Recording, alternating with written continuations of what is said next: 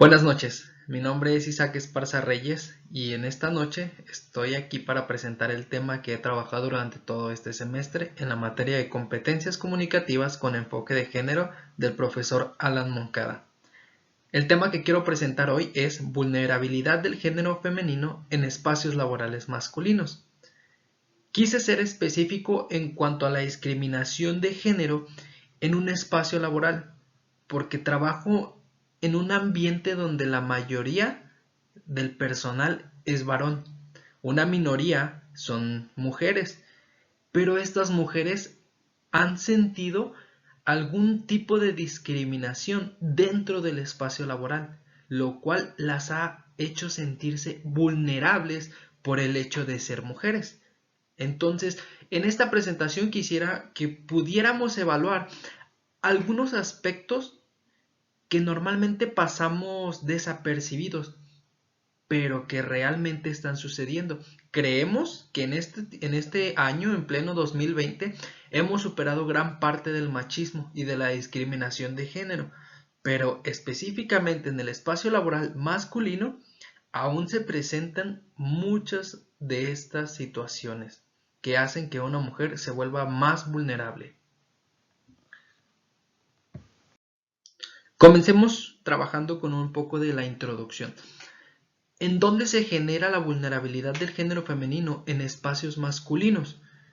Vamos a hablar particularmente de un ejemplo. Yo puedo hablar, por ejemplo, de la empresa en donde trabajo. Trabajo en una constructora donde el departamento técnico está conformado mayormente por hombres.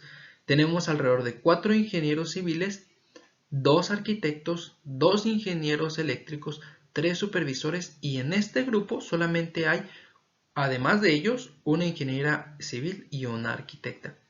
¿Qué pasa cuando introduces mujeres a un ambiente laboral masculino? Bueno, de las consecuencias que se aprecian en este departamento son, particularmente, ellas ganan menos que los hombres. Ellas se dedican únicamente a diseño o trabajo de menor importancia que el que realizan los hombres. Ellas también tienen que soportar los insultos, los acosos de todo el personal de obra, llamémosle los albañiles. También son expuestas a que la opinión que ellas puedan dar sobre algún proyecto importante sea reducida por el hecho de ser mujeres e incluso ellas pierden la posibilidad de poder escalar a un puesto que les dé una mayor jerarquía dentro de la empresa.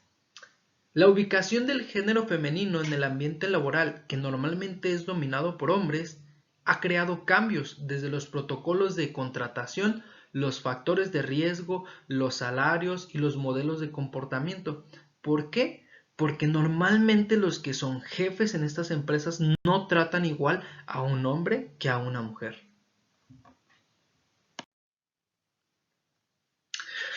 Como definición, ¿qué nos dice la RAE? La palabra vulnerable puede ser o se refiere a ser herido o recibir lesión física o moralmente. Entonces, cuando hablamos de vulnerabilidad de género femenino, nos referimos a las lesiones físicas, emocionales, morales, que las mujeres pueden ser susceptibles en sus ambientes laborales. Por ejemplo, el acoso, el maltrato físico, los insultos verbales, las condiciones precarias, las diferencias salariales, cosas que estábamos hablando anteriormente. ¿Qué pasa? Un ejemplo. En la empresa contrataron a una chica para que fuera la auxiliar de la contadora. Cuando ella llega con una presentación joven, bien vestida, amable, bonita, carismática, y lo primero que dicen las muchachas que trabajan ahí, ten cuidado con el jefe, porque así como estás de bonita, se te va a ir encima. Entonces, ¿dónde ofreces tú un ambiente laboral que pueda ser agradable para que ellas puedan trabajar y desempeñar las cualidades y características para las que los estás contratando? Desde el punto de contratación ya estás vulnerando los derechos que ella tiene para trabajar en tu empresa. ¿Cuáles son algunos factores de riesgo? La educación, la cultura, la pobreza, la edad. ¿Por qué la educación? Bueno, si tú tienes un menor grado de escolaridad, obviamente no podrás aspirar a un trabajo de mayor jerarquía en primera instancia. Entonces, los trabajos con condiciones menos o más precarias son los trabajos que están a disposición de todos y en especial de las mujeres, porque los protocolos de contratación que las empresas han establecido así son. No contratas a un hombre en una maquila textil para que cosa las batas, contratas a una mujer porque de una manera estereotipada crees que las mujeres son mejores para realizar estas actividades. La cultura, ¿por qué nos referimos a las etnias? Si vienes de algún grupo étnico, si hablas algún dialecto, si eres de un color de piel, eso todavía te genera un poco más de conflicto y discriminación, además de ser mujer. La pobreza es un factor de riesgo interesante, porque cuando una mujer tiene necesidades socioeconómicas, esas necesidades le hacen soportar cualquier tipo de discriminación a cambio de poder tener un poco de sueldo o dinero para mantener un hogar, sobre todo si son madres solteras, que incluso es un grupo de mayor riesgo dentro del simple hecho de ser mujer. La edad.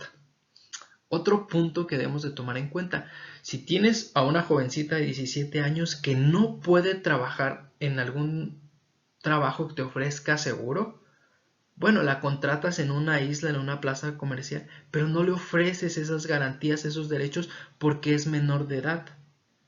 Entonces estás violentando y la estás vulnerabilizando porque no le estás dando las garantías que ella necesita para tener un trabajo digno.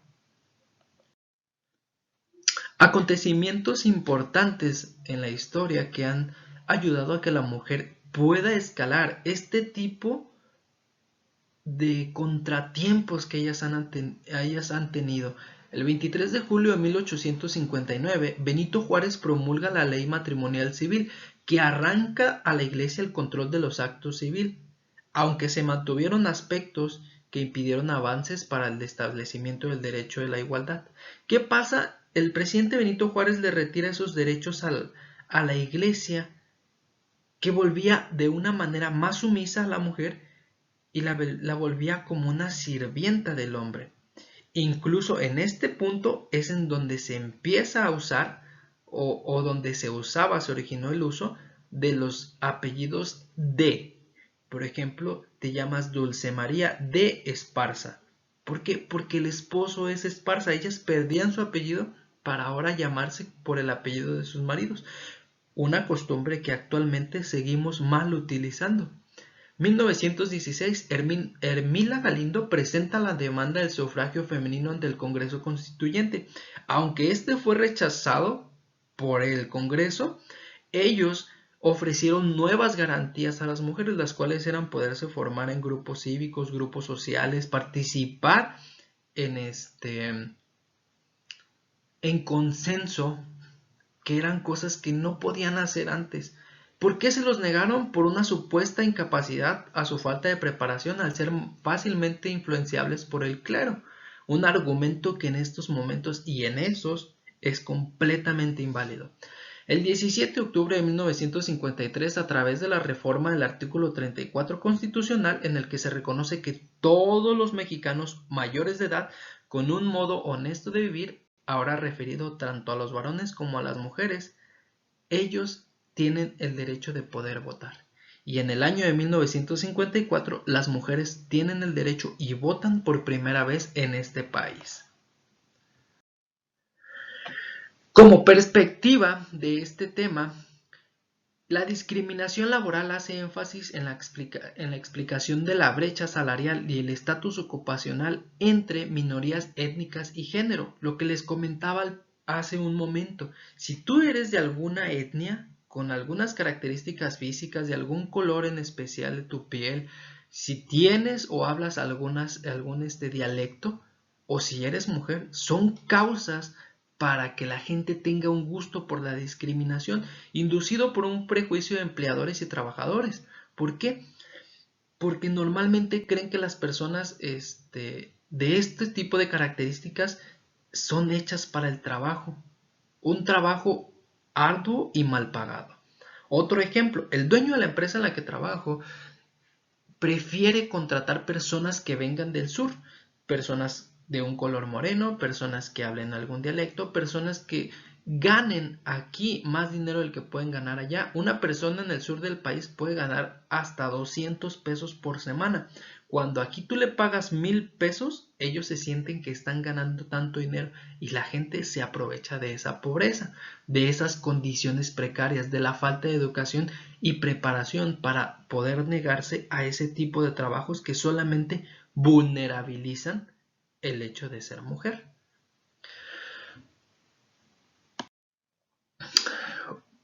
Estadísticamente, hasta el 2020, el INEGI reporta que de los 65 millones de mujeres que habitan en México, solamente 21 millones poseen un trabajo, dividido en actividades agropecuarias, industria manufacturera, industria extractiva y electricidad, construcción, comercio, transportes y comunicaciones, y gobiernos y organismos internacionales. ¿Qué pasa? Vean la diferencia que hay entre las actividades agropecuarias y los gobiernos y organismos internacionales. Es muy difícil que una mujer pueda llegar a poder ser parte de un gobierno o un organismo internacional. Pero créanme, en el pasado era mucho más difícil. Hoy podemos ver a una mujer presidenta cuando en 1900 no se podía ni siquiera parar a votar. Concluyendo con este video, hombres y mujeres poseen distintas maneras de conocer y por lo tanto de actuar. Estas diferencias se complementan. Cuando se logra adquirir la capacidad de comprender y aceptar esas diferencias, con sus ventajas y desventajas, podremos desarrollar modelos de igualdad que permitan una incorporación más natural a la mujer a las mismas oportunidades. Es decir, una incorporación que no le exija que renuncie a su rol femenino, ni desobligar a la mujer, o más bien obligar a la mujer a que escoja entre la maternidad y el desarrollo de su profesión. No podemos permitirnos establecer o seguir manteniendo ese estereotipo de que la mujer debe estar en casa.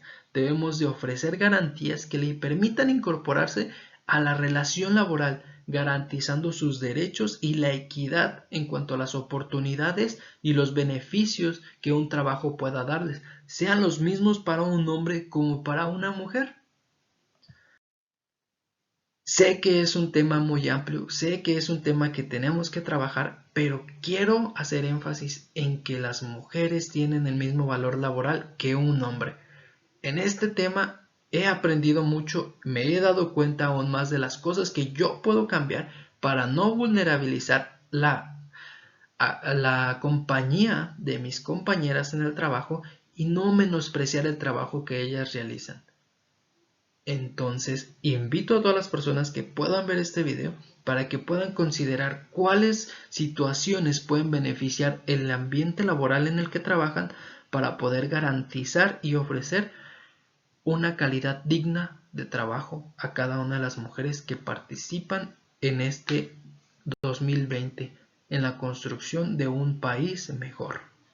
Gracias.